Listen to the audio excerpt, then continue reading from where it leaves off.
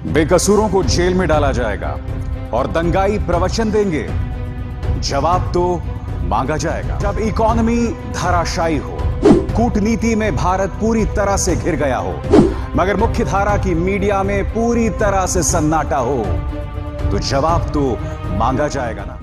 नमस्कार, आप देख रहे हैं जवाब मांगा जाएगा। और इस एपिसोड को शुरू करने से पहले एक बार फिर मैं आपसे अपील करना चाहूंगा कि इस एपिसोड को न सिर्फ लाइक करें, शेयर करें, बल्कि टैलेंटेड इंडिया को सब्सक्राइब करें और हां, उस बेल आइकन को भी जरूर दबाएं ताकि जैसे ही मैं कोई शो करूं सीधे आपके मोबाइल फोन्स तक पहुंच जाए।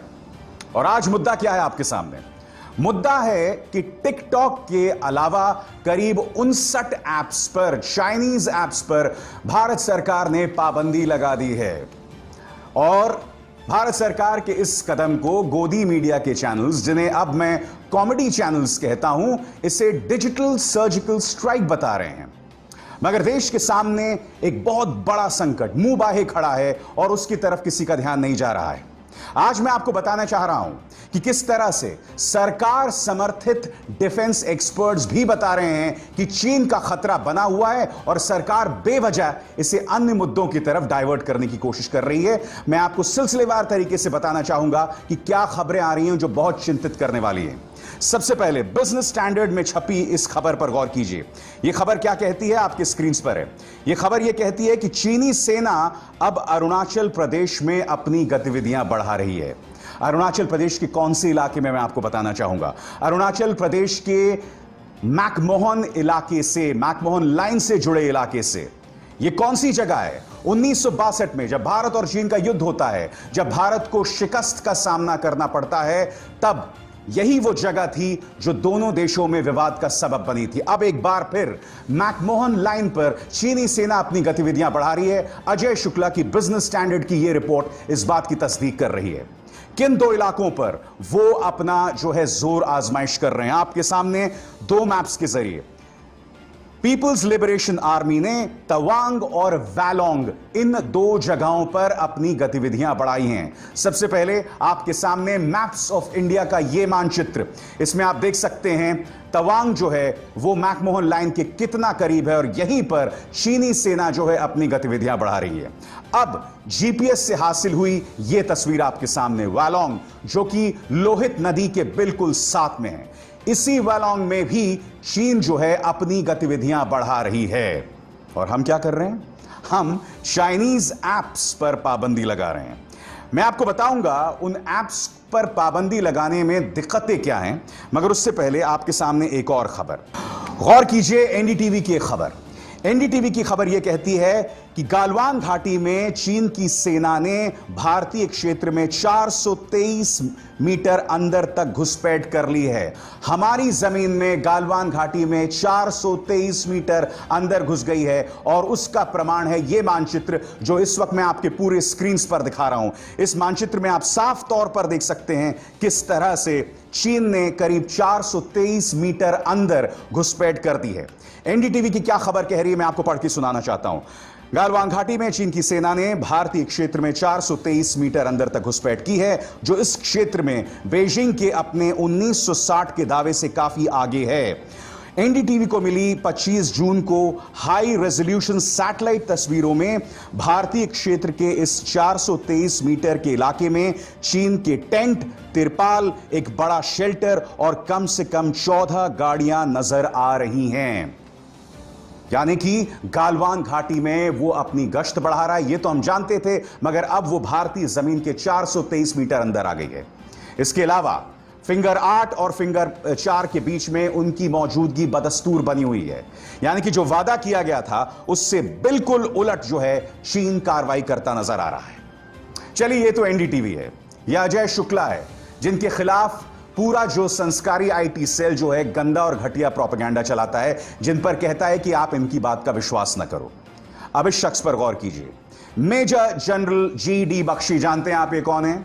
मेजर जनरल बख्शी वो हैं जो पिछले 5 से 6 सालों में मोदी सरकार के पक्ष में अक्सर टेलीविजन पर प्रोपेगेंडा करते दिखाई देते हैं। अब मैं आपको बताना चाहता हूं कल उन्होंने क्या ट्वीट किया, यह इनका आधिकारिक बयान है, पढ़ के सुनाना चाहता हूं और फिर मैं उसका हिंदी में अनुवाद करूंगा।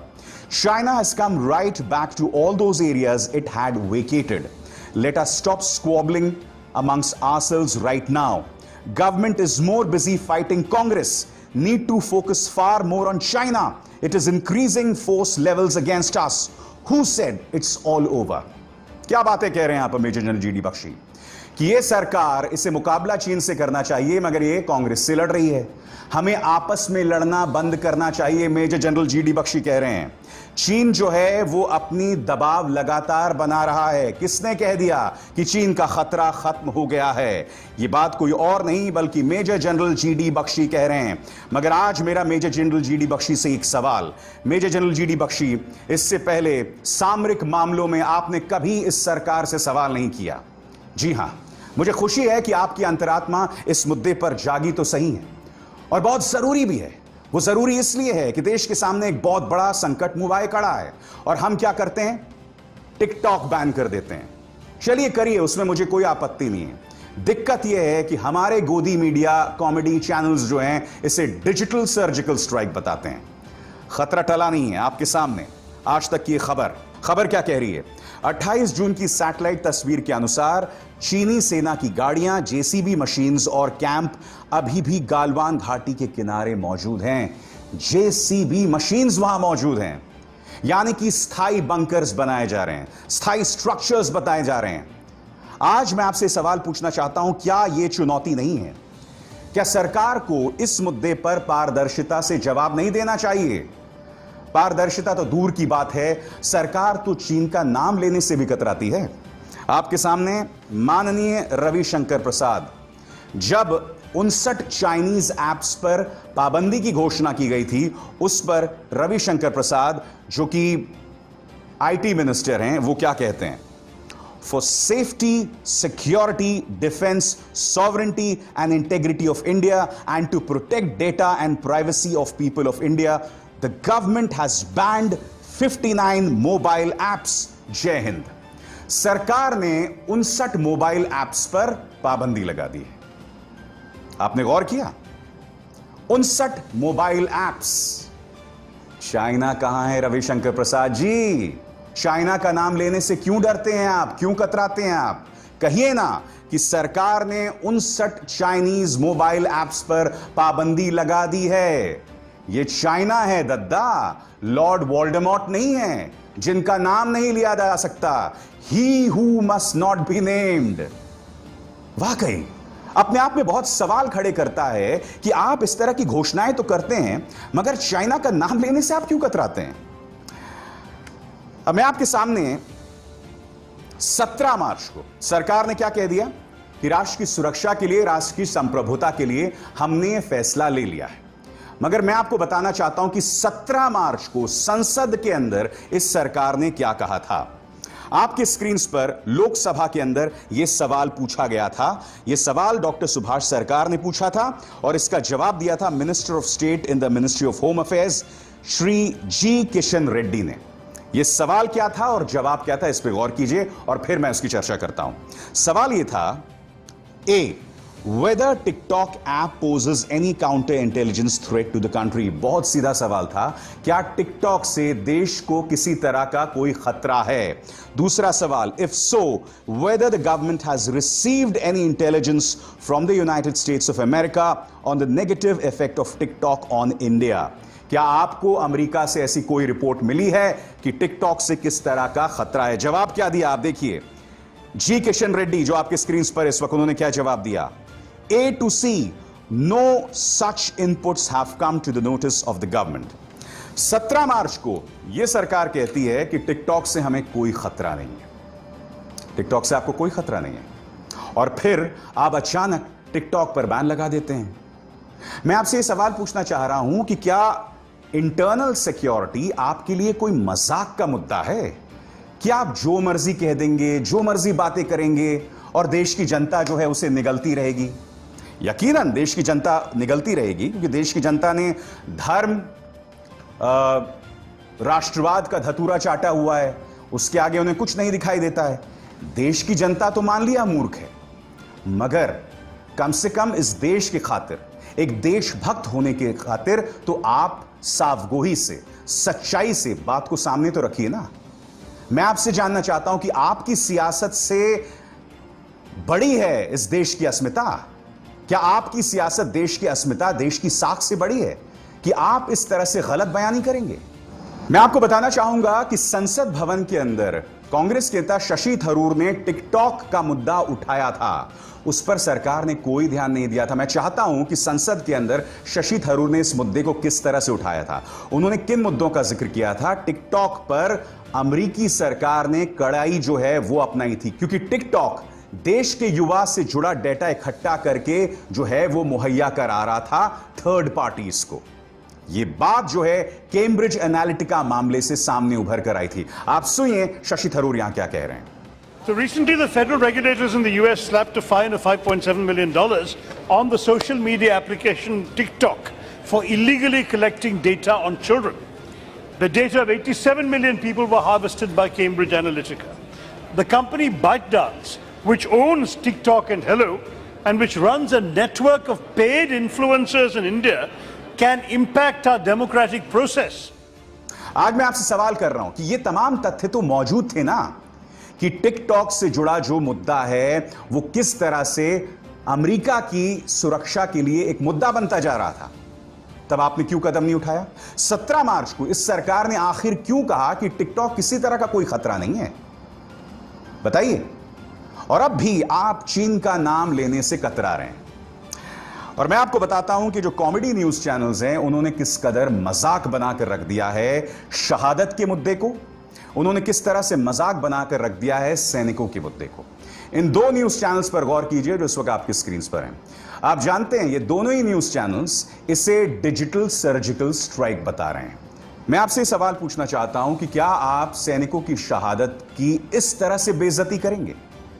सर्जिकल स्ट्राइक आप जानते हैं क्या होता है? जब पठानकोट पर मेरे सैनिकों को पाकिस्तानी आतंकवादी मौत के घाट उतारते हैं और फिर उसके बदले में सर्जिकल स्ट्राइक किया जाता है, जिसे उरी सर्जिकल स्ट्राइक के नाम से जाना जाता है, वो होता है सर्जिकल स्ट्राइक। अब 59 चाइनीज ऐप्स पर पाबंदी अगर लगा दी गई, उसे आप सर्जिकल स्ट्राइक कह रहे हैं।